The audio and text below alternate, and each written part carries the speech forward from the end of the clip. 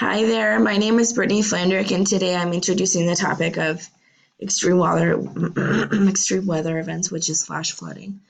If you hear me kind of clear my throat a lot during the presentation, I sound a little raspy. It's because I have throat stuff going on right now.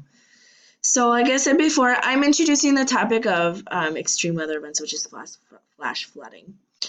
I am doing the grade level of kindergarten to first grade, or that's what I'm doing this project or doing this presentation based on. How I would start is I would talk about a couple different weather events, and then I would specifically focus on flash flooding, which is what I'm going to talk about. And I would say, and I would talk to them. I say, "What do you think flash flooding is?" And they would kind of give me maybe some examples, and then I'd talk to them about what is flash flooding. And I said, "Okay, after we talk about what flash flooding is, and then I let them know what it is."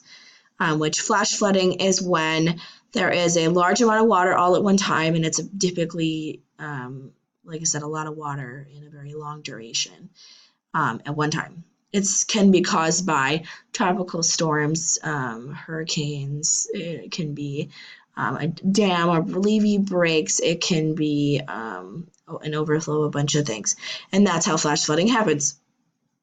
Now, the question that I kind of want to bring up is what is the difference between a flash flood and just rain, right? And so, how I would do that is I would do it through an experiment.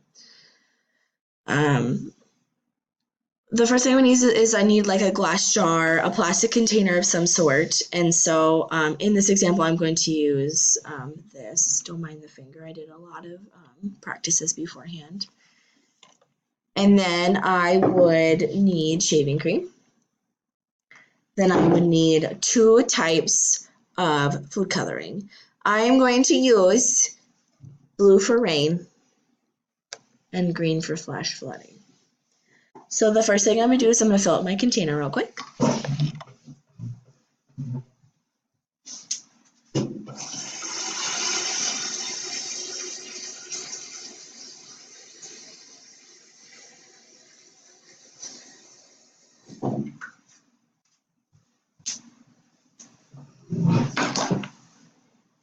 Now, with this experiment, if you're doing like something like I am with this glass container, it's important that you fill it 3/4 full. That being said, with a bin, you want to do the same. Then what I'll do is I'm going to use shaving cream next. The shaving cream acts as like the clouds, if you could say, representationally. So then what I would do is I would take this and I would spray or whatever into the container. And it's important for you not to do a lot of shaving cream or it doesn't, like it overfills and then it doesn't work. And then what I would do, if this thing will close, then I would do is I would point this out. I would say, okay, today we're going to use blue as rain, and then we're going to use green as the representation for flooding, basically, flash flooding. So then what I would do is, first thing I would say is, okay, I'm going to put in the blue for the rain. Now, you want to put a little bit, or if you use another color, a little bit of this color. You don't want to put a lot of this color, and there's a purpose to that. Now we'll get to it. Okay. All right, should be going down any minute. All right, let's see if it's starting to come down. Okay, so as you can see, I just put a little bit in there, and a little bit is coming down, okay? Now remember, blue is rain. Now you're going to take your other color, so mine's green, and I'm representing this as flash flooding. And I am going to put a lot of this color in. So I'm just gonna go ham on it. So I'm just gonna put so much color of this green in here and just go at it. Because remember, that flash flooding is a lot of water all at one time. Okay? Okay. So now that I put a lot of the green in there, let's look at the bottom. As you can see, the green has almost completely taken over the bottle here, and blue is no longer found. Blue is actually at the bottom, if you can tell it right there. So the question I would ask you, or I would ask the student is, what's the difference between flash flooding and a little bit of rain? I would say something like, what happened to the blue when I put some in there? How much came out? And they might say something, oh, like a little. And then I would say, okay, what happened when I put the green? So that, remember, that was the flash flooding. And I would say, what happened when I put the green in there?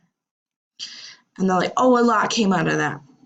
And so I would say something like, well, what do you think is the difference then between flash flooding and raining?